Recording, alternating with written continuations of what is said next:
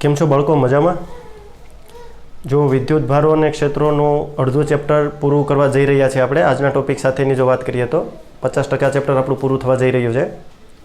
અત્યાર સુધીની આ સફરમાં આપણે એવું જોયું કે વિદ્યુત ભારો પદાર્થનો એક એવો ગુણધર્મ છે, ઇન્સેન્ટિવ એવી પ્રોપર્ટી છે કે જેને લીધે તેમના અણુઓ વચ્ચે વિદ્યુત બળ લાગે છે. દળને લીધે તો ગુરુત્વાકર્ષણ બળ લાગે, બરાબર? તો વિદ્યુત બળ જેને કારણે લાગે તેને વિદ્યુત ભારો કહેવાય.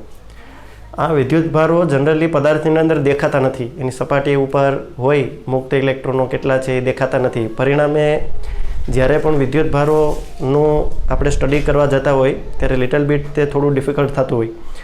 આવું ના બને એના માટે આપણે વિદ્યુત ભારોને બિંદુવત વિદ્યુત ભારો ગણેલા છે. તેને એક રેખા અને ભૌમિતિક આકારો વડે આપણે એને રિપ્રેઝન્ટ કરી શકીએ, બરાબર?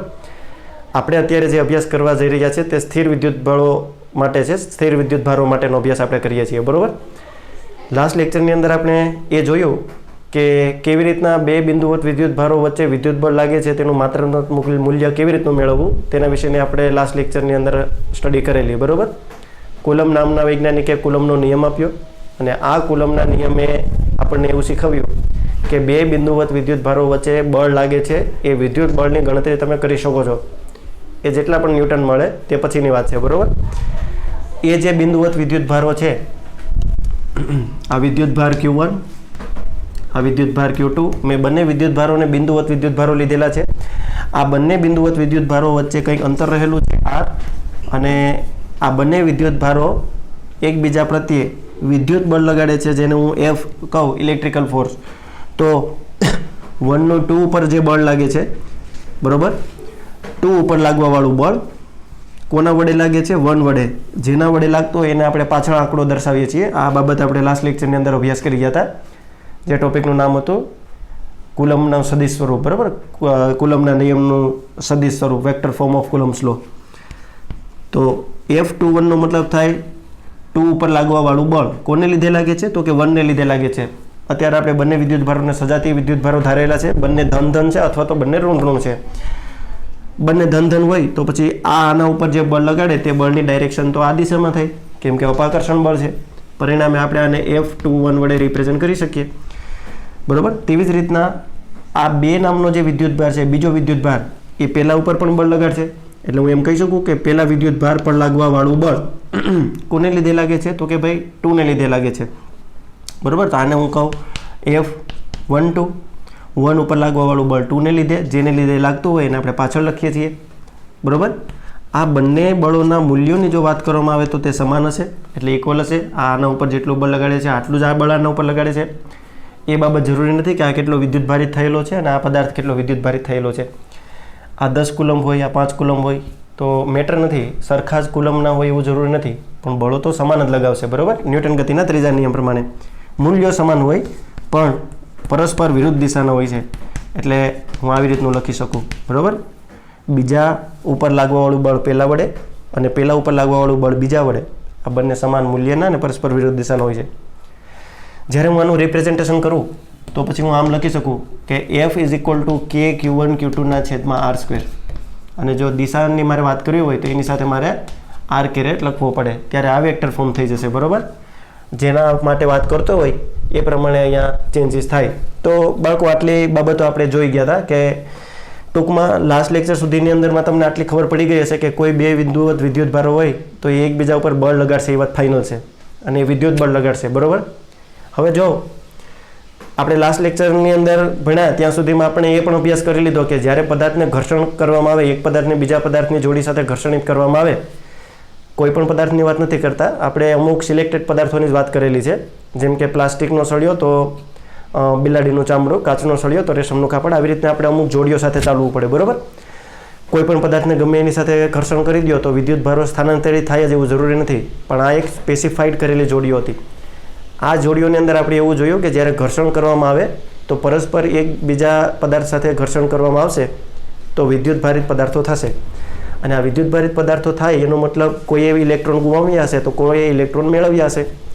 હવે આ જે ઇલેક્ટ્રોન ગુમાવ્યા કાં તો મેળવ્યા હશે તે પદાર્થો વીજભારિત થાય છે, એ તો સાચું છે, પણ તેની સાથે સાથે તે દળમાં પણ ફેરફાર થાય છે, કંઈક નજીવો ફેરફાર થાય છે, પણ તેના દળની અંદર પણ ફેરફાર થાય છે. આ વાત પણ એટલી જ સત્ય છે, વાસ્તવિક છે. આપણે આ વાતને સ્વીકારીને ચાલવું પડશે કે તેમના દળમાં પણ ફેરફાર થાય છે. હવે દળમાં ફેરફાર થતો હોય તો એનો મતલબ એમ છે કે કંઈક દળ જાણે કે ટ્રાન્સફર થતું હશે એકમાંથી બીજામાં. ઘર્ષણની પ્રક્રિયાની વાત કરું, બરાબર. એનો મતલબ એમ થયો કે ઇલેક્ટ્રોન અને પ્રોટોન દળ પણ ધરાવે છે. ઇલેક્ટ્રોન અને પ્રોટોનનું કંઈક દળ પણ છે. જો આનું કંઈક દળ હોય તો તેમના વચ્ચે ગુરુત્વાકર્ષણ બળ પણ લાગતું હોય. યાદ કરો ચેપ્ટર નંબર 8 ગુરુત્વાકર્ષણ બળ ધોરણ 11માંનું. તેમાં આપણે એવું ભણી ગયા હતા કે પદાર્થના દળને લીધે પદાર્થ વચ્ચે આકર્ષણ બળ લાગે છે, એને ગુરુત્વાકર્ષણ બળ કહે છે. કેવેન્ડિશ નામના વૈજ્ઞાનિકે જીનું મૂલ્ય મેળવ્યું હતું ને તમને યાદ આવી ગયું છે, બરાબર. તો કહેવાનો મતલબ એવો છે કે આજે આપણે જે ટોપિક ભણવા જઈ રહ્યા છીએ આ તો એનું વેક્ટર સ્વરૂપ હતું. આજે આપણે જે ભણવા જઈ રહ્યા છીએ તે આપણે પહેલાં ઉદાહરણનો અભ્યાસ કરીએ. ઉદાહરણ 1.4 નામનું જે એનસીઈઆરટીમાં પાઠ્યપુસ્તકમાં ઉદાહરણ આપેલું છે પહેલાં તે આપણે ગણીએ અત્યાર સુધીની થિયરીની હેલ્પ લઈને, બરાબર. પછી આપણે આગળના ટોપિક તરફ પ્રયાણ કરીએ. તો બધા પાઠ્યપુસ્તક હાથમાં લઈ લ્યો બાળકો. તમારા સામે પાઠ્યપુસ્તક કાં તો પછી દર્પણનું પબ્લિકેશન હાથમાં હશે જ એવી આશા રાખું છું. પાના નંબર 13 ઉપર જો શું કીધેલું છે 1.4 નામના ઉદાહરણમાં, બરાબર. તમને એવું કીધું છે બે બિંદુવત વિદ્યુત ભારો વચ્ચેના સ્થિત વિદ્યુત બળ માટેના કુલમનો નિયમ અને સ્થિર બિંદુવત દળો વચ્ચેનો ગુરુત્વાકર્ષણ બળ માટેનો ન્યૂટનનો નિયમ, આ બંનેના નિયમનો આધાર વિદ્યુત ભારોના દળો વચ્ચેનો વિદ્યુત ભારો અને દળો વચ્ચેના અને તેમના અંતરના વર્ગના વ્યસ્ત ઉપર છે.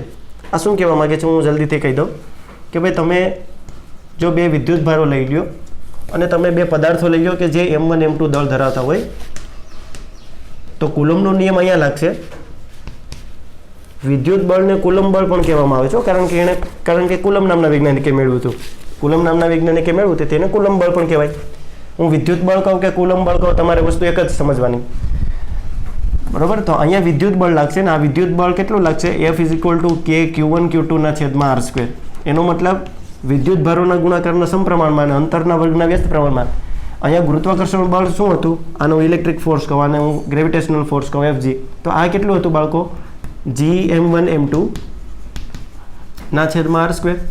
એટલે આ એમ કહેતા હતા કે ગુરુત્વાકર્ષણ બળ પદાર્થો વચ્ચે જે લાગતું હોય અંતર એમનો આજે R હોય તો, બરાબર. તો તેમના દળોના ગુણાકારના સમપ્રમાણમાં અને તેમના અંતરના વર્ગના વ્યસ્ત પ્રમાણમાં. એટલે ઉદાહરણ 1.4 ની સ્ટાર્ટિંગની જે લાઈન છે ને તે આવું કહેવા માંગે છે કે કુલમનો નિયમ બે વિદ્યુત ભારો માટે અને ન્યૂટનનો નિયમ બે દળો માટે વિદ્યુત ભારોના સમપ્રમાણમાં, અહીંયા દળોના સમપ્રમાણમાં અને તેમની વચ્ચેના અંતરના વર્ગના વ્યસ્ત પ્રમાણમાં છે. આ વાસ્તવિકતા આપણને ખબર છે, બરાબર. તો હવે આગળ આપણે મેળવવાનું શું છે જો તમને અહીંયા શું કીધું છે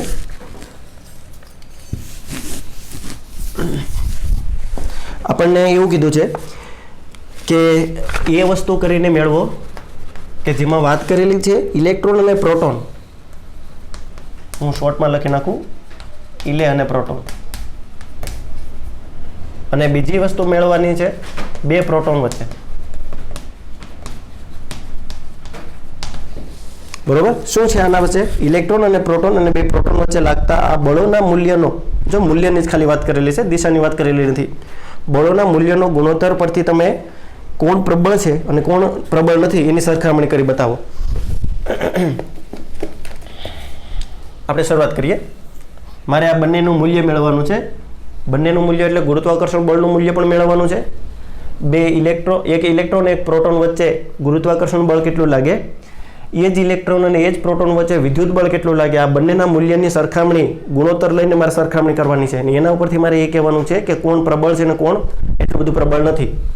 સરખામણી કરવાની છે, બરાબર, ગુણોત્તર લઈને. તો આપણે પહેલાંની વાત કરીએ બાળકો. જો હું ઇલેક્ટ્રોનની અને પ્રોટોનની વાત કરું તો ઇલે અને પ્રોટોન વચ્ચે ઇલેક્ટ્રોન અને પ્રોટોન વચ્ચેની જો હું વાત કરું તો પહેલાં આ ઇલેક્ટ્રોન છે, બિંદુવત વિદ્યુત ભાર છે, એટલે દાખલા તરીકે આ ઇલેક્ટ્રોન. જો આપણને ડેટાની અંદર આટલી વસ્તુ આપેલી છે, માસ ઓફ ઇલેક્ટ્રોન તમને આપી દીધેલું છે 9.1 × 10 - 31 કિલોગ્રામ. ઇલેક્ટ્રોનનું દળ તમે આટલું પિકઅપ કરી શકો, લઈ શકો. પ્રોટોનનું દળ તમે આટલું લઈ શકો 1.67 × 10 - 27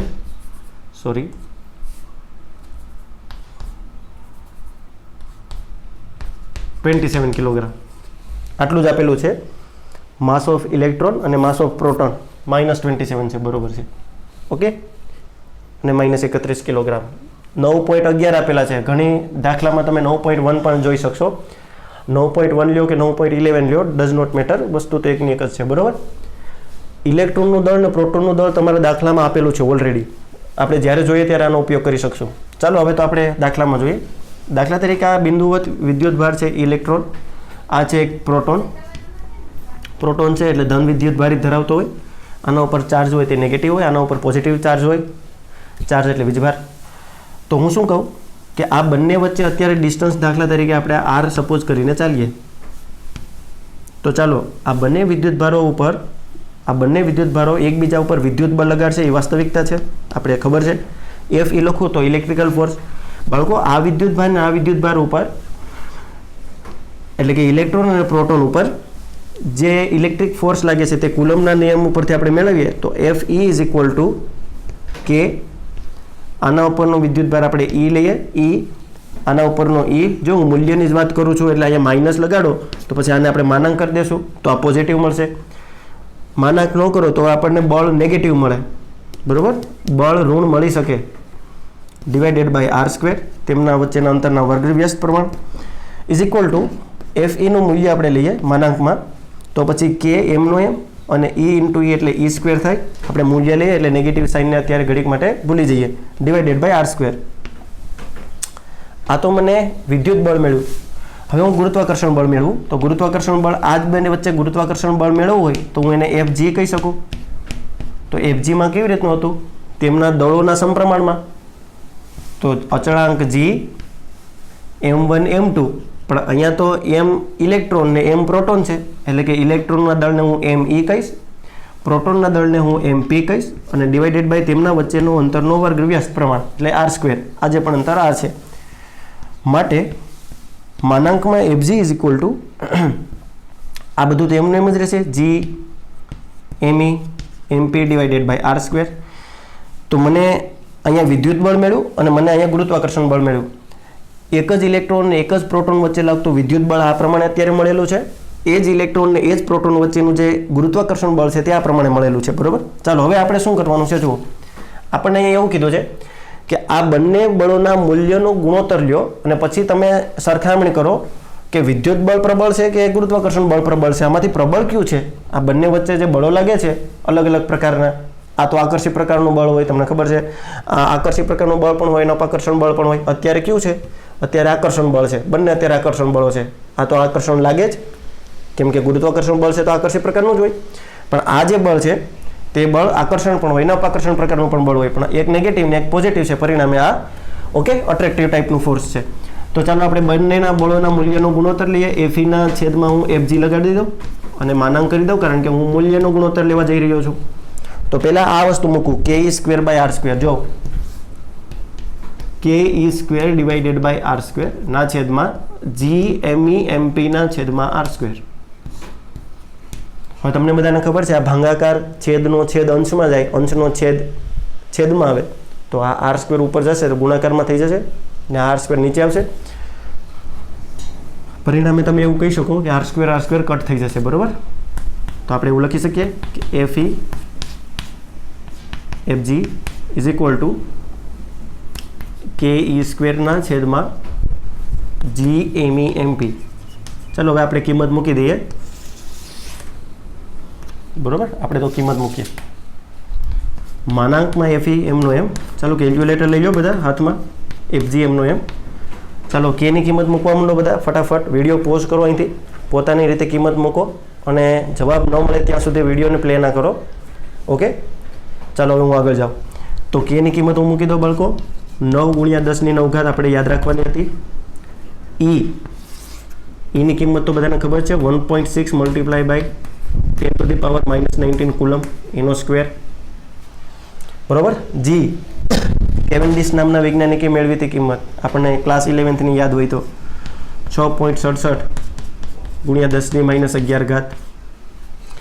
ઘણાને એમ લાગતો છે કે 11th સ્ટાન્ડર્ડ ક્યાં એટલું બધું કામ આવે છે હે ને 12th સ્ટાન્ડર્ડની અંદર, પણ આજે જે 11th વ્યવસ્થિત નહીં ભણ્યા હોય એને અહીંયા થોડી મુશ્કેલી પડતી હશે.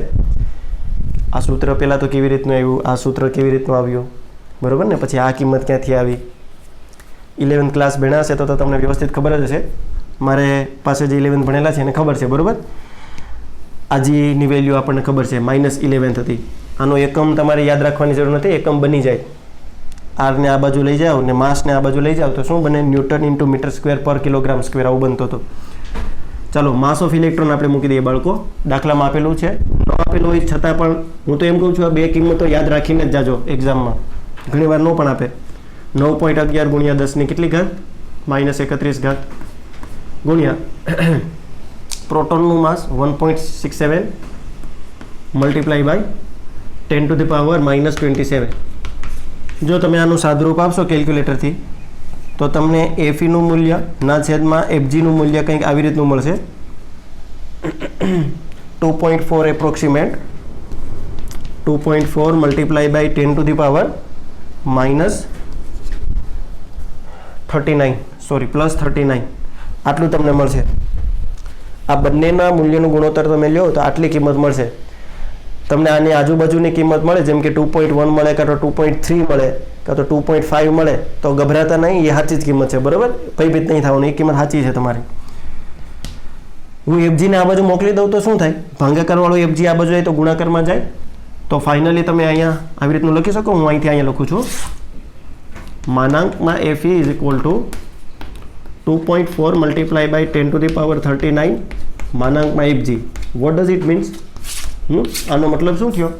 અહીંયા એક બળની સરખામણી થઈ ગઈ. જો ધ્યાનથી, વિદ્યુત બળ છે ને, આ બંનેનો ગુણાકાર કરો પછી તમને વિદ્યુત બળ મળે છે. તો એનો મતલબ તો એમ થયો કે વિદ્યુત બળ છે એ ગુરુત્વાકર્ષણ બળ કરતાં 2.4 મલ્ટીપ્લાય બાય 10⁻39 જેટલું વધારે છે, આટલા ગણું વધારે છે. ગુરુત્વાકર્ષણ બળ કરતાં વિદ્યુત બળ આટલા ગણું વધારે છે એમ કહી શકાય. તો કોણ વધારે થયું? અંતમાં તમે નીચે આવું લખી શકો. કેમેરામાં નહીં આવતું હોય આનાથી નીચે, એટલે હું અહીંયા ક્યાંક લખી નાખું, બરાબર? નીચે લખવાની બાબત આવી છે કે એક ઇલેક્ટ્રોન અને એક પ્રોટોન વચ્ચે વિદ્યુત બળ જે લાગે છે, એક ઇલેક્ટ્રોન અને એક પ્રોટોન વચ્ચે જે વિદ્યુત બળ લાગે છે બાળકો, આ બળ બહુ સ્ટ્રોંગ છે. ઇટ્સ વેરી ગ્રેટર ધેન ગુરુત્વાકર્ષણ બળ. આવું તમારે લાસ્ટમાં લખવું પડશે, બરાબર? અહીંયા એક બળની સરખામણી થઈ ગઈ. આપણે જે સરખામણી કરવી હતી અહીંયા ફિનિશ થઈ ગઈ. સમજાઈ ગયો વાત કે નહીં? બહુ સિમ્પલ દાખલો હતો. વિડીયો પોઝ કરીને જલ્દીથી નોટ કરી લો. ઓકે, ચાલો હવે આપણે આગળ જઈએ. હવે આપણે એમ કીધું છે કે બે પ્રોટોન વચ્ચે આપણે સરખામણી કરવાની છે. તો બસ આ જ ટેકનિકથી આપણે ચાલવાનું છે. જો બે પ્રોટોનની વાત કરેલી હોય તો પછી આને ધન લેવો પડે, આને પણ ધન જ લેવો પડે. તો અહીંયા F is equal to K ઈ સ્ક્વેરમાં અહીંયા શું આવશે? પ્લસ ઈ થશે. બે પ્રોટોન વચ્ચેની વાત કરું છું બાળકો. બે પ્રોટોન એક પ્રોટોન એમ લેવાનું, એટલે બે પ્રોટોન વચ્ચેની વાત છે. તો પછી અહીંયા જુઓ ને, આ પ્લસ ઈ, અહીંયા પ્લસ ઈ, તો પછી આ ઈ સ્ક્વેર બાય આર સ્ક્વેર, એટલે આ તો આમનો જ રહેશે. ફાઇનલી અહીંયા શું થશે? બે પ્રોટોન વચ્ચે લેવાનું હોય ત્યારે આનું દળ ને આનું દળ લેવું પડે. જબકી બે પ્રોટોન જ છે તો પછી એમપી લેવું પડે. માસ ઓફ પ્રોટોન લેવું પડે. તો પછી અહીંયા પણ એમપી, અહીંયા પણ એમપી. પરિણામે અહીંયા શું થશે? FG is equal to G એમપીનો સ્ક્વેર થશે ડિવાઇડેડ બાય આર સ્ક્વેર થશે. બરાબર? બહુ હોશિયાર છોકરાઓ છો તમે બધા, મને ખબર છે. બહુ હોશિયાર બાળકો છો ને, બહુ હોશિયાર બાળકો. તમારાથી થઈ શકે એમ છે, બરાબર? તો હવે હું ખોટી ખેતી કરવાનો નથી. એટલે અહીંયા તો એફઈના છેદમાં એફજી, જો એફઈના છેદમાં એફજી મૂકી દો તો કે E square by R square. G ME એમપીની જગ્યાએ શું આવશે બાળકો? જી એમઈ એમપીની જગ્યાએ આ આખું ટર્મ્સ આવશે. એટલે અહીંયા ખાલી એમપી સ્ક્વેર આવશે. એમપી સ્ક્વેરનો મતલબ મધ્યપ્રદેશનો સ્ક્વેર નહીં થાય, માસ ઓફ પ્રોટોનનો સ્ક્વેર થશે, જે કિંમત તમારા સામે રજૂ કરેલી છે. આર સ્ક્વેર કટ થઈ ગયું. તો આપણી પાસે અહીંયા માર્કેટમાં શું બચ્યું? કે ઈ સ્ક્વેરના છેદમાં જી એમપીનો સ્ક્વેર. આ કિંમત એમને એમ જ આવશે, આ પણ એમને એમ આવશે. જીની કિંમતમાં કોઈ ફેરફાર નહીં. યસ, અહીંયા ડેફિનેટલી ચેન્જીસ થઈ જશે. અહીંયા એક ઇલેક્ટ્રોન અને એક પ્રોટોનના દળની જગ્યાએ માત્ર એક પ્રોટોનનું દળ આવશે. 1.67 ગુણ્યા 10⁻27 ઘાત આવશે. અને એમપીનો સ્ક્વેર છે, પરિણામે અહીંયા વર્ગ આવશે. જો તમે આનો સાદુરૂપ આપી દેશો બાળકો તો પછી આનો સાદુરૂપ આપ્યા પછી વિડીયો પોઝ કરી લો, જલ્દીથી કેલ્ક્યુલેટર હાથમાં પકડી લો અને જવાબ કેટલો આવે એ તમારી રીતે નોટ કરો. આઈ હોપ તમે કરી લીધો હશે. તો હું આગળ વધું. એફઈના છેદમાં એફજી તમને આવી રીતનું મળે 1.3 મળે છે. 1.4 મળે તો પણ તમારું કંઈ ખોટું નથી. ગુણ્યા 10⁻36 ઘાત, કેલ્ક્યુલેટર હું નથી વાપરતો અત્યારે ચાલુ લેક્ચરે, કારણ કે વિડીયો મારે બનાવવાનો હોય અને તમે સમજી શકતા હશો વિડીયોની સાઇઝ બહુ મોટી થઈ જાય છે, બરાબર. એટલે આપણે કારણ વગરનો સમય વ્યસ્ત નથી કરવો. વિડીયો પોઝ કરીને તમે કરી શકો. હવે તમે 12થમાં ભણો છો એટલે આ સાદું રૂપ તો તમારા માટે કંઈ ના કહેવાય, બહુ ઇઝી કહેવાય. ઓકે, અહીંયા વર્ગ છે, આ ભૂલતા નહીં, સ્ક્વેર છે, ઈનો સ્ક્વેર. બસ પાછું એ જ કરવાનું. 1.3 multiply by 10 to the power 36 આ ભાંગાકારવાળો FG અહીં મોકલી દો તો આવી રીતનું થાય ગુણાકારમાં. બસ અહીંયા ફરક એટલો પડશે કે અહીંયા 1.6 આવશે, 1.3 આવશે અને અહીંયા આવશે 36 પાવર, આવું મળશે. તો ફરીથી બે પ્રોટોન વચ્ચે પણ આપણે એવું કહી શકીએ કે વિદ્યુત બળ જે છે, કુલમ બળ, તમે કુલમ બળ કહો કે વિદ્યુત બળ કહો, વાત એકને એક જ છે. કુલમ નામના વૈજ્ઞાનિકે મેળવ્યું એટલે કુલમ બળ કહેવાય. Fe is equal to 1.3 multiply by 10 to the power 36 FG મળે છે. એનો અર્થ એવો થયો કે વિદ્યુત બળ એ ગુરુત્વાકર્ષણ બળ કરતાં આટલા ગણું વધારે છે. વિદ્યુત બળ એ ગુરુત્વાકર્ષણ બળ કરતાં આટલા ગણું વધારે છે અને એ સિસ્ટમેટિકલી આપણે એવું રીતે એનાથી લખી શકીએ કે વિદ્યુત બળ આજે પણ કેવું છે, વેરી વેરી ગ્રેટર ધેન ગુરુત્વાકર્ષણ બળ. ઓકે, તો બે પ્રોટોન વચ્ચે પણ આપણને એ જ સરખામણી મળી, બે ઇલેક્ટ્રોન વચ્ચે પણ આપણને, એક ઇલેક્ટ્રોન અને પ્રોટોન વચ્ચે પણ એ જ સરખામણી મળી. લખી નાખો વિડીયો પોઝ કરીને. આઈ થિંક તમે લોકોએ ગણિત લીધું હશે, બરાબર. હવે આપણે પ્રશ્નના બીજા જે તબક્કો છે તેના તરફ જઈએ.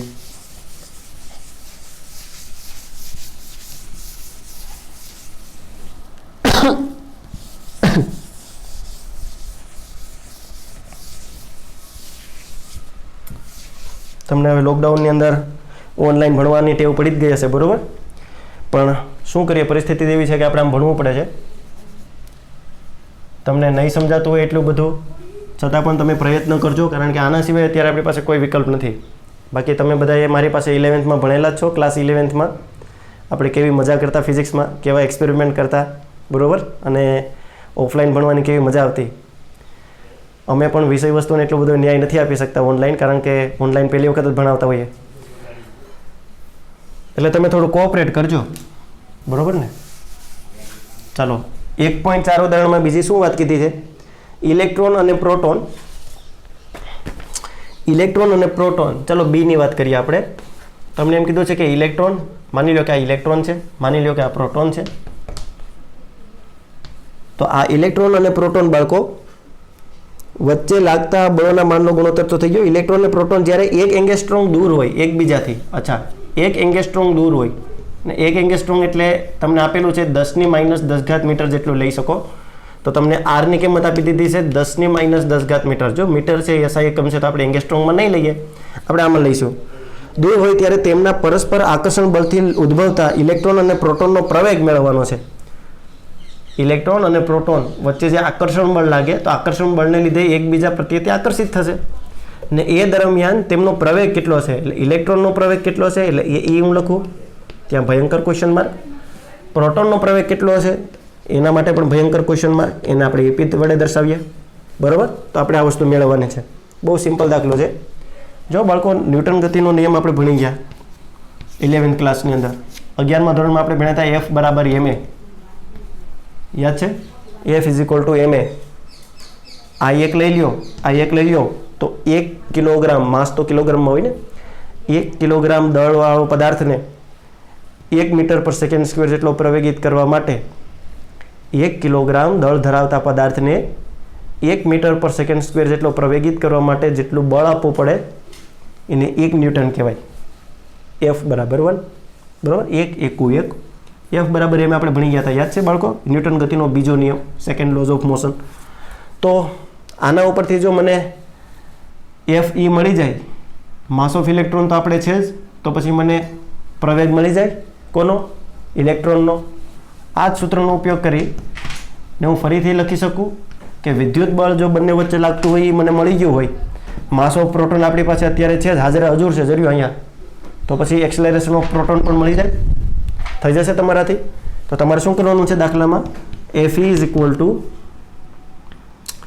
કે Q1 Q2 માટે આપણે અહીંયા E આપેલો છે, તો હું માઇનસ E એટલે કે પ્લસ E, પણ આપણે મૂલ્યની વાત કરીએ એટલે બંનેને પ્લસ લઈએ, ડિવાઇડેડ બાય r². તો આ આપણને કેટલું મળ્યું? Fe is equal to ke² by r² મળે. કિંમતો ફટાફટ મૂકી દઈએ. આ એફીનું મૂલ્યની વાત કરીએ છીએ અત્યારે, તો 9 ગુણ્યા 10ની 9 ઘાત, પછી E એટલે 1.6 ગુણ્યા 10ની -19 ઘાત એનો વર્ગ ના છેદમાં આરનો વર્ગ. આરનો વર્ગ એટલે તો ડિસ્ટન્સ RU, બરાબર, 10ની -10 ઘાતનો વર્ગ.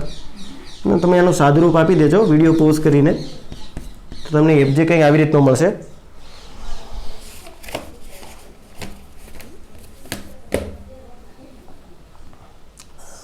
FJ તમને મળશે બાળકો 2.3, સોરી FG નહીં FE, તમને મળશે 2.3 ગુણ્યા 10ની -8 ઘાત તમને મળશે, બરાબર. સાદુરૂપ આપી દેજો. આટલા ન્યૂટન બળ મળશે તમને, 2.3 ગુણ્યા 10ની -8 ઘાત ન્યૂટન. બસ હવે આ સૂત્રનો ઉપયોગ લઈ લો, તમે લખી દો કે ન્યૂટન ગતિના બીજા નિયમ પરથી આપણે એમ કહી શકીએ કે માસ ઓફ ઇલેક્ટ્રોન આપેલું હોય, લખી નાખવાની લાઈન, બરાબર ને, એ લાઈન વ્યવસ્થિત તમે લખી નાખજો. ન્યૂટન ગતિના બીજા નિયમ પ્રમાણે F = ma, માટે AE = શું થાય, આ ગુણાકારવાળો me છે એ આના ભાગાકારમાં જાય, તો FE / me આવું લખી શકાય. એક્સલરેશન ઓફ ઇલેક્ટ્રોન = બળ, એ તો આપણે સામે જ છે, હમણાં મેળવ્યું, 2.3 ગુણ્યા 10ની -8 ઘાત ના છેદમાં માસ ઓફ ઇલેક્ટ્રોન RU મૂકી દો, 9.11 ગુણ્યા 10ની -31 ઘાત કિલોગ્રામ. બોલતા જાઓ ને લખતા જશો ને તો તમને કિંમત પણ યાદ રહી જશે. તો તમને ઇલેક્ટ્રોનનો પ્રવેગ આટલો કંઈક મળશે, સાદુરૂપ આપશો તો તમને મળશે 2.5 મળશે, બરાબર. 2.5 ગુણ્યા 10ની 25 ઘાત, સોરી 22 ઘાત મીટર પર સેકન્ડ સ્ક્વેર.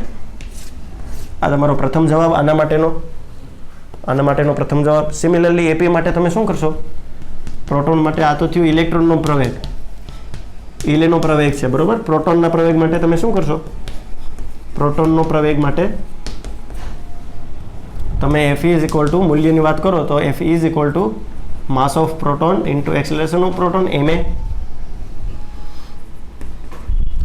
FE સૂત્રનો કરતા બનાવી દો તો FE / MP કિંમત મૂકી દો બાળકો, અને તમારા જવાબની સરખામણી કરજો, બરાબર. NCERT સાથે મેચ થાય છે કે નહીં. ક્લિયર? તો અહીંયા તમને માસ ઓફ ઇલેક્ટ્રોન ને એક્સેલરેશન ઓફ ઇલેક્ટ્રોન ને એક્સેલરેશન ઓફ પ્રોટોન તમને મળી જાય. આવી રીતનો એક એક્ઝામ્પલ હતો, બહુ સિમ્પલ ટાઈપનો એક્ઝામ્પલ હતો, બસ સૂત્રો આવડે તો દાખલો આવડે એના જેવું હતું, બરાબર. હતો દાખલો મોટો પણ વ્યવસ્થિત તમે લખી શકશો હવે, બરાબર. આશા રાખું છું તમને સમજાઈ ગયો હશે બાળકો. ચલો આપણે આપણા નવા ટોપિક તરફ આગળ વધીએ. વિડીયો પોઝ કરી નોટ કર્યું તો નોટ કરી લો જલ્દીથી. ઓકે, ચાલો શરૂ કરીએ.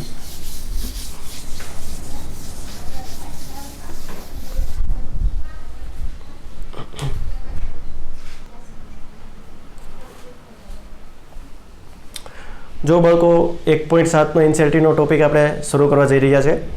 અત્યાર સુધીની માહિતી પ્રમાણે આપણે એવું જોયું કે ભાઈ જો મને બે વિદ્યુત ભારો આપી દીધા હોય, એ કોઈ Q1 ને એ કોઈ Q2, આ બે વિદ્યુત ભારો એકબીજા ઉપર વિદ્યુત બળ લગાડ્યા છે, અને આ જે કુલ વિદ્યુત બળ છે જેને આપણે કુલમ બળ પણ કહીએ છીએ, આ કુલમ બળ અથવા તો વિદ્યુત બળ એકબીજા ઉપર લગાડે છે તે કેટલું હોય, F = K Q1 Q2/R² જેટલું હોય, બરાબર.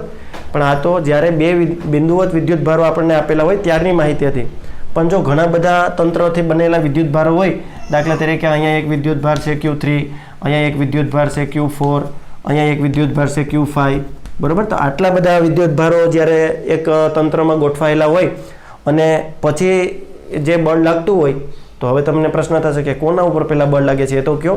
તો હું એમ કહું કે આપણે ટાર્ગેટ કરીએ Q1 ને. તો બાળકો Q1 ઉપર કોણ બળ લગાડે છે જુઓ ને. એક તો Q3 બળ લગાડે છે, Q2 પણ આના ઉપર બળ લગાડશે, Q4 પણ આના ઉપર બળ લગાડશે, અને Q5 પણ આના ઉપર બળ લગાડશે. હું Q1 ને એક ટાર્ગેટ કરું છું ખાલી, કે Q1 ની જો આપણે વિચારણા કરીએ કે Q1 ઉપર કેટલા લોકો બળ લગાડે છે, એટલે કેટલા વિદ્યુત ભારો બળ લગાડે છે, તો આ જે 4 વિદ્યુત ભારો છે તે આના ઉપર બળ લગાડશે, બરોબર ને. કોઈ આકર્ષણ કરશે, કોઈ અપાકર્ષણ કરશે. જો આ નેગેટિવ હોય તો એ પ્રમાણે ખેંચવાનું કરશે, આ પોઝિટિવ હશે તો રિપેલ કરશે, એટલે કે અપાકર્ષણ કરશે. કહેવાનો મતલબ ઘણા બધા વિદ્યુત ભારોથી જે તંત્ર બન્યું હોય અને એ તંત્રમાં કોઈ એક વિદ્યુત ભાર પર ઘણા બધા વિદ્યુત ભારો જો બળ લગાડતા હોય, તો આના ઉપર જે કુલ બળ લાગતું હોય, અત્યારે આ જે ટોટલ કેટલા બળની ફિલિંગ કરતો હશે, આના ઉપર પોતાના ઉપર કેટલું બળ લાગતું હશે, એ બળ જો મારે મેળવવું હોય તો મારે શું કરવાનું, આપણે બે બિંદુબદ્ધ વિદ્યુતભારોની અત્યાર સુધી વાત કરી, પણ આટલા બધા વિદ્યુતભારો આના ઉપર બળ લગાડતા હોય તો આના ઉપર કેટલું બળ લાગે છે એનું જો મારે મૂલ્ય મેળવવું હોય અને દિશા મેળવવી હોય તો મારે શું કરવું પડે? આના માટે કુલમનો નિયમ માત્ર પર્યાપ્ત નથી, આના માટે આપણે સંપાતપણાનો સિદ્ધાંત ભણવો પડશે. તો સંપાતપણાનો સિદ્ધાંત એટલે બીજી કંઈ બહુ મોટી ભયંકર વાત નથી. તમને સમજાઈ ગયું હશે કે કંઈ નહીં કરવાનું સર, આ બધાના ઉપર બળ લગાડે છે તો એ કેટલું બળ લગાડે છે, પ્રત્યેક જેટલું બળ લગાડે છે એનો સરવાળો કરી નાખો. પણ અહીંયા માત્ર સરવાળો નથી કરવાનો બાળકો, અહીંયા સદિશ સરવાળો કરવાનો છે. સદિશ સરવાળો એટલે શું આપણે જોઈએ, સંપાતપણાનો સિદ્ધાંત પહેલાં જોઈએ કે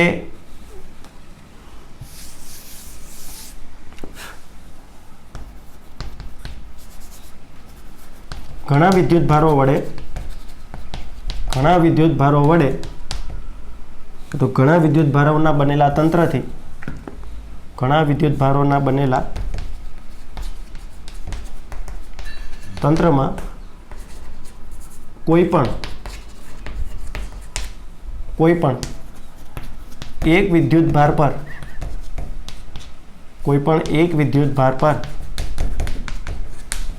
લાગતું કુલ કુલમ બળ કેટલું હોય?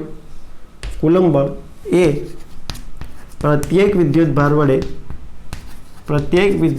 વડે લાગતા સ્વતંત્ર કુલંબ બળના સદિશ સરવાળા જેટલું હોય છે. સદિશ સરવાળા જેટલું હોય છે. આને સંપાતપણાનો સિદ્ધાંત કહેવાય. વ્યવસ્થિત આવે છે કે નહીં હું જોઈ લઉં પહેલાં.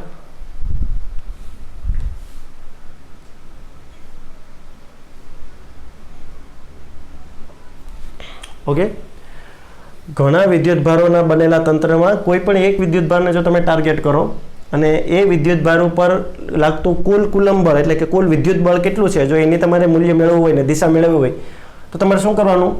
જેટલા પણ વિદ્યુતભારો તંત્રમાં છે હે ને, આ તંત્રમાં 5 હોય, 6 હોય, 10, 15, 20, 50, 100, 150, 200, લાખ જેટલા પણ વિદ્યુતભારો હોય એ બધા વિદ્યુતભારો વડે તમે જેને ટાર્ગેટ કર્યો એના ઉપર જે પ્રત્યેક વિદ્યુતભાર સ્વતંત્ર રીતે કેટલું કુલમ બળ લગાડે છે એ પહેલાં મેળવી લ્યો અને પછી એનો સદિશ સરવાળો કરી નાખો એટલે તમારે વાત પતી ગઈ. બરાબર, આને સંપાતપણાનો સિદ્ધાંત કહેવાય. દાખલા તરીકે હું એક વાત કરું કે આ છે આપણું ઉગમ બિંદુ O છે, આ ઉગમ બિંદુ છે. બરાબર, આ ઉગમ બિંદુ છે. આ ઉગમ બિંદુથી એક વિદ્યુતભાર અહીંયા છે, એક વિદ્યુતભાર અહીંયા છે અને એક વિદ્યુતભાર અહીંયા છે. આપણે નામ આપી દઈએ, આને Q1 નામ આપું, અને Q2 નામ આપું, અને Q3 નામ આપું. બરાબર, કોઈ એકને આપણે બાજુમાં રાખીએ. બાજુમાં રાખવાનું કારણ છે તમને હમણાં ખબર પડશે. તો ઉગમ બિંદુની સાપેક્ષે Q1, Q2 અને Q3 ના અનુક્રમે સ્થાન સદિશ R1, R2 અને R3 રહેલા છે. આવું તમે વાક્ય લખી શકો, આમાં કોઈ બહુ મોટી વાત નથી. ઉગમ બિંદુની સાપેક્ષે Q1, Q2 અને Q3 ના વીજભારોથી બનેલું જે તંત્ર છે તેમના સ્થાન સદિશ અનુક્રમે R1, R2 અને R3 છે. Q1 નું સ્થાન Q2 ની સાપેક્ષે Q1 નું સ્થાન 2 ની સાપેક્ષે ને R12 વડે દર્શાવવું. Q1 નું સ્થાન 3 ની સાપેક્ષે એટલે 3 થી તે કેટલો દૂર છે R13 દર્શાવવું. બાળકો હવે કંઈ તકલીફવાળી વાત નથી ને. કોનું સ્થાનની વાત કરું, જેનું સ્થાનની વાત કરું એને પહેલાં 1 નું સ્થાન કોના સાપેક્ષમાં 3 ની સાપેક્ષમાં તેને પાછળ લખવાનું. ઓકે, તો આવી રીતના એક તંત્ર બનેલું છે. તો હવે જો આના ઉપર આપણે Q1 ને ટાર્ગેટ કરીએ તો Q1 પર લાગવાવાળું મારે કુલ કુલમ બળ શોધવું છે કે આના ઉપર ટોટલ કેટલું ફોર્સ લાગે છે. આના વડે તો લાગશે જ નહીં ને, કેમ કે આ તો ઉગમ બિંદુ છે. ઉગમ બિંદુ કોઈ બળ થોડું લગાડે, ઉગમ બિંદુ છે. વિદ્યુતભારો તો 3 જ છે માર્કેટમાં, એક આ અને એક આ. 3 જ વિદ્યુતભારોની આપણે વાત કરીએ તો Q1 પર લાગવાવાળું બળ, Q1 પર પહેલાં તો Q2 ને લીધે લાગતું કુલમ બળ કહો કે વિદ્યુત બળ કહો, વાત એકની એક જ છે. હજી એકવાર કહી દો. બરાબર, એને હું કહી દઉં નામ F1 પર લાગે છે, 2 ને લીધે લાગે છે તો F12. 1 પર લાગે છે, 2 ને લીધે લાગે છે. અત્યારે 3 ધન છે, પોઝિટિવ છે, તો આ બળ આ પ્રમાણે હશે. નજીક છે એટલે વધારે બળ લાગતું હશે કેમ કે અંતરના વર્ગના વ્યસ્ત પ્રમાણમાં. જો અંતર નાનું તો બળ વધારે, જો અંતર મોટું તો બળ ઓછું, કેમ કે R² છેદમાં આવતો હતો સૂત્રમાં. ઓકે, આને નામ આપી દઉં F12. આ બળ આમ લાગે છે. તો ચાલો એ આપણે મેળવવું હોય તો આપણે શું કરતા હતા કે Q1 Q2 ના છેદમાં R12 નો સ્ક્વેર, R12 નો સ્ક્વેર, પછી એમના દિશા દર્શાવતો એકમ સદિશ એટલે R12 કેરેટ. ઓકે, તેવી રીતના બાળકો આના ઉપર આ પણ બળ લગાડે છે Q3. બહુ સિમ્પલ ટોપિક છે, તમે પણ આવું કરી શકો. Q1 પર Q3 ને લીધે લાગતું વિદ્યુત બળ, કુલમ બળ, તમે જે કહો તે બે એક જ વાત છે. F1 પર લાગે છે, F1 પર લાગે છે. કોના કારણે લાગે છે? 3 ના કારણે લાગે છે. તો F13 લખી શકો સદિશની નિશાની. કે Q1 Q3, જો અહીંયા Q2 તો નહીં આવે ને, કારણ કે આપણે આ બેની વાત કરીએ છીએ, આ તો નહીં આવે ને. આ બંનેની વાત કરતા ત્યારે આ આમાં આવતો નથી, યાદ રાખજો. આને 2 બોડી ફોર્સિસ કહેવાય, આપણે લાસ્ટમાં વાત કરશું. ડિવાઇડેડ બાય R13 સ્ક્વેર અને પાસે દિશા દર્શાવતો એકમ સદિશ. ઓકે, તો જો મારે કુલ બળની વાત કરવી હોય, આ બળની દિશા કઈ થશે?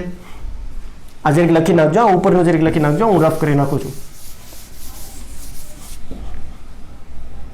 જો આટલું થશે ને નાનો લીટો દોરો, કારણ કે F13 1 ઉપર લાગવા વાળું બળ 3 ને કારણે F13 નાનો દોરો થોડું.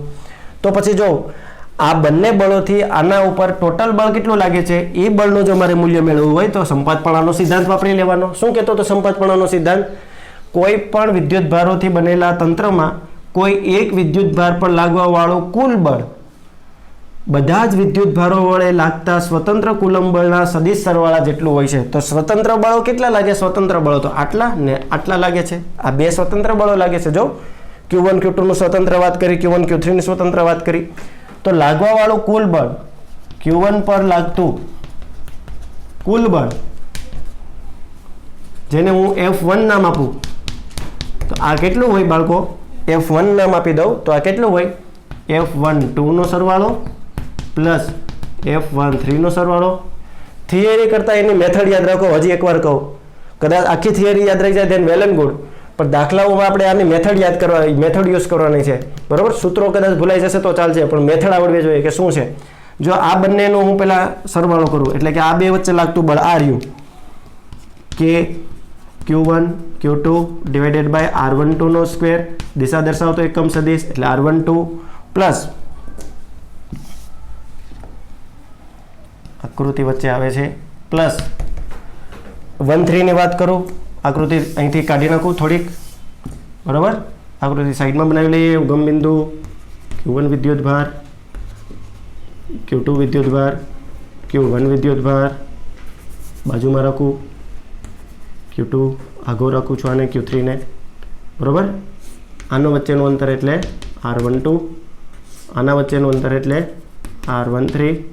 આ આમ બળ લગાડે છે જેને F12 કહું, આ આમ બળ લગાડે છે, નાનું બળ લગાડે છે એટલે આને હું F13 કહું. ઓકે, તો આના પર લાગવા વાળું કુલ બળ સદિશ સરવાળા જેટલું હોય, સ્વતંત્ર લાગતા બળોના સદિશ સરવાળા જેટલું હોય. તો 13 કેટલું છે બાળકો? જો આટલું છે. તો અહીં મૂકી દઉં કે Q1 Q3 ના છેદમાં R13 નો સ્ક્વેર એટલે આ બંને વચ્ચેનું અંતર ને એને દર્શાવતો એકમ સદિશ એટલે R13 કેરેટ. તો જુઓ, સદિશ F ઇઝ ઇક્વલ ટુ, જો કે આવી રીતનો કદાચ ચોથો વિદ્યુત ભાર હોય તો F14 લખી શકાય, પાંચમો વિદ્યુત ભાર હોય તો F15 લખી શકાય. તો આવી રીતનું તંત્ર ચાલ્યા કરે. તો પછી આમાંથી સાદું રૂપ આપણે આનું આપીએ તો કોમન શું નીકળે? જો કે Q1 આટલા કોમન નીકળે છે, બાકી કોઈ કોમન નીકળતા નથી. તો પછી હું Q1 ને બહાર કાઢી લઉં ને પછી હું સરવાળો કરું છું. કોનો સરવાળો કરું છું? સરવાળો હું કોનો કરું છું? બ્રેકેટમાં Q2 R12 નો square, R12 caret plus Q3 R13 નો સ્ક્વેર, R13 કેરેટ પ્લસ જો ચોથો વિદ્યુત ભાર હોત તો Q4 છેદમાં R14 નો સ્ક્વેર, R14 કેરેટ. આવી રીતનું ચાલ્યા કરે. તો આવી રીતનો તમને એનો જવાબ મળે.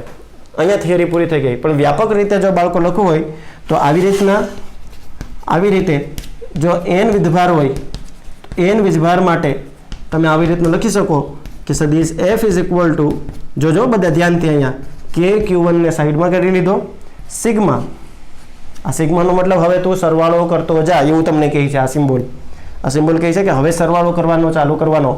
તો જો 2 3 4 5 એનો મતલબ અહીંયા Q, પછી કોઈક દિવસ 2 આવે, કોઈક દિવસ 3 આવે, કોઈક દિવસ 4 આવે, તો પછી હું એમ કહું તો કે અહીંયા QI આવે છે, કેમ કે આ વસ્તુ બદલતી રહી છે. છેદમાં R 1 1 1 બધામાં 1 આવે એટલે 1 તો રહેવાનો જ. 2 છે, કોઈક દિવસ 3 છે, કોઈક દિવસ 4 છે, તો પછી હું અહીંયા કોઈક દિવસ I કરી દઉં. પછી જો અહીંયા શું છે, R 1 1 1 એટલે 1 તો બધે જ છે. કોઈક દિવસ 2 છે, કોઈક દિવસ 3 છે, કોઈક દિવસ 4 આવશે, તો અહીંયા આપણે I કરી દઈએ, કેરેટ. પતી ગયું વાત. તો એનો મતલબ I ની કિંમત જે છે તે પહેલાં આપણે 2 લેવાની. I 2 મૂકશો તો અહીંયા Q2, અહીં Q2, અહીંયા 2 થઈ જશે, R12 થઈ જશે, અહીં R12 થઈ જશે. પણ જવાનું ક્યાં સુધી છે મારે? n વિદ્યુતભારિત માટે n સુધી જવાનું છે. તો આવા n વિદ્યુતભારો, આ n ની કિંમત 5 હોય તો અહીંયા I બરાબર પહેલાં 2 મૂકવાના, અહીંયા 2 મૂકવાના, અહીંયા 2 મૂકવાના, પછી સરવાળો 3 મૂકવાના, 3 મૂકવાના, 3 મૂકવાના, પાછો સરવાળો 4 મૂકવાના, 4 મૂકવાના, 4 મૂકવાના, પાછો સરવાળો 5 મૂકવાના, 5 મૂકવાના અને 5 મૂકવાના, કેમ કે 5 વિદ્યુતભારો હતા. ઓકે, આવી રીતનું તમે કરી શકો. તો આ NCERTમાં જે થિયરી આપેલી છે એમાં લાસ્ટ ફોર્મ્યુલા સુધી આપણે અહીંયા પહોંચાઈ ગયા. આ સૂત્ર યાદ રાખે તો ચાલે, ન યાદ રાખો તો પણ વાંધો નહીં. થિયરી કદાચ પૂછાય કે ઘણા બધા વિદ્યુતભારો વચ્ચે લાગતું બળ સમજાવો, તો તમારે આ બધી બાબતો સમજાવવી પડશે પેપરમાં. 3 માર્ક્સમાં પૂછાઈ શકે, કાં તો 2 માર્ક્સમાં પૂછાઈ શકે, 2 થી 3 માર્ક્સમાં પૂછાઈ શકે બાળકો. તો આખી થિયરીને વેલ એન્ડ ગુડ આવી રીતના આપણે યાદ રાખી શકીએ. આ જે છે તે સદિશ સરવાળા જેટલો હોય. તો હવે અહીંયા જો આ વિદ્યુતભાર ઉપર જે બળ લાગે છે એ બળ કુલ કેટલું છે? આટલા પ્રમાણેનું છે. ને હવે અહીંયા આપણે સંપાતપણાનો સિદ્ધાંત વાપરીએ તો સંપાતપણાના સિદ્ધાંત પ્રમાણે આપણને આ બાબત તો મળી, પણ હવે દિશાનું શું? દિશા કઈ હશે? તો યાદ કરો, ક્લાસ 11માં દાખલા તરીકે એક બ્લોક છે, આ બ્લોકને કોઈ આમ ખેંચતું હોય, કોઈ બળ આમ લગાડતું હોય, F1 F2 આમ બળ લાગતા હોય, તો આનું પોઝિશન આમ ભાગવાની કરે, એટલે આના ઉપર જે પરિણામી બળ લાગતો હોય આ દિશામાં લાગતો હોય. યાદ છે? વેક્ટર આપણે ભણી ગયા હતા સદિશ. સદિશમાં આપણે સમાંતર બાજુ ચતુષ્કોણનો નિયમ વાપર્યો હતો. તો આનો પરિણામી સદિશ કઈ બાજુ છે? તો આ જે Q1 વિદ્યુતભાર જે છે તે સંપાતપણાના સિદ્ધાંત પ્રમાણે, સમાંતર બાજુ ચતુષ્કોણના સિદ્ધાંત પ્રમાણે આ બાજુ જશે. આને હું F1 કહું. તો આ F1 ની જે દિશા છે, લાગવાવાળું બળ F1 ની જે દિશા છે તે આ દિશામાં છે. એટલે Q1 વિદ્યુતભારનું જે મોશન છે, ગતિ, એ Q1 વિદ્યુતભાર તરફ જે બળ લાગતો હશે એ આ દિશામાં બળ લાગતો હશે. Q1 વિદ્યુતભારને એવું લાગશે કે મારા તરફ આમ બળ લાગે છે. આ બંનેના બળની અસર હેઠળ. સમજ્યા વાતને? એક વસ્તુ ખાસ યાદ રાખજો, આ થિયરીના અંતે એવું લખજો કે કોઈ પણ 2 વિદ્યુતભારો વચ્ચે લાગતું સ્વતંત્ર બળમાં ત્રીજા વિદ્યુતભારની હાજરી હોય, તંત્રમાં હાજરી હોય, છતાં પણ આને કોઈ અસર થતી નથી. જ્યારે તમે આ બંને બળો વચ્ચેની વાત કરતા હોય ત્યારે તંત્રમાં ત્રીજા વિદ્યુતભાર હોવા છતાં પણ આ વિદ્યુતભારની આમાં અસર થતી નથી. જો ને દેખાય જ છે ને કાયદેસર. તમે 1 2 ની વાત કરતા હોય, 1 અને 2 ની વાત કરતા હોય ત્યારે આમાં ક્યાંય 3 નથી આવતો. જો સૂત્રમાં ક્યાંય 3 આવે છે? Q3 આવ્યો નહીં, બરાબર? તમે અહીંયા વાત કરતા હશો તો આમાં ક્યાંય 2 નહીં આવે. એટલે કોઈ પણ 2 વિદ્યુતભારો, ઘણા બધા વિદ્યુતભારોની હાજરી હોવા છતાં કોઈ પણ 2 વિદ્યુતભારો વચ્ચે લાગતા વિદ્યુત બળમાં ત્રીજાની હાજરી હોવા છતાં પણ અસર થતી નથી. વિદ્યુતભાર ઉપર અસર થાય છે, પણ તે 2 વચ્ચે જ્યારે તમે બળની વાત કરતા હોય ત્યારે એમાં ત્રીજાની હાજરી નથી, ત્રીજાની એમાં અસર નથી થતી. તેથી જ કુલંબ બળને, ખાસ વસ્તુ આ નોટ કરજો, મગજમાં ઝબકારો થઈ જવો જોઈએ. તેથી જ કુલંબ બળને બાળકો, કેવા બળને? કુલંબ બળને અથવા તો વિદ્યુત બળને 2 બોડી ફોર્સ કહેવામાં આવે છે. કેવું બળ કહેવામાં આવે છે? ને 2 બોડી ફોર્સ કહેવામાં આવે છે. ઘણી વખત MCQમાં પૂછાય કે આ બળને 2 બોડી ફોર્સ કહેવામાં આવે છે, તો કહી દેવાનું કુલંબ બળને અથવા તો વિદ્યુત બળને. ઓપ્શનમાં 2 નહીં હોય, બરાબર? કોઈ એક જ હશે. સમજાઈ ગયું કે નહીં? તો આટલું લેક્ચરમાં રાખીએ આજના લેક્ચરમાં, બરાબર? આશા રાખું છું તમને સમજાઈ ગયું હશે. ન સમજાયું તો વિડીયો એક વખત પાછો રિવાઇન્ડ કરીને સમજી લો અને થિયરીને આવી રીતના લખી નાખજો. થિયરીને લખીને એક વખત 1-2 વખત મોઢે લખવાનો પ્રયત્ન કરશો એટલે સમજાઈ જશે. આપણે પહેલાં સ્વતંત્ર બળો જે લાગતા હોય તે મેળવીશું દાખલાઓની અંદર, ને પછી તેમનો આપણે આવી રીતનો સદિશ સરવાળો કરશું. ડોન્ટ વરી થઈ જાઓ બાળકો, તમને કંઈ 15-20 વિદ્યુતભારો નહીં આપે, તમને 3 થી 4, 2, 3, 4, 5 વિદ્યુતભારો વધીને આપશે, બરાબર? 100, 200 કાં તો કરોડો, લાખો વિદ્યુતભારો તમને નહીં આપે. દાખલાની અંદર 2-3 જ હશે.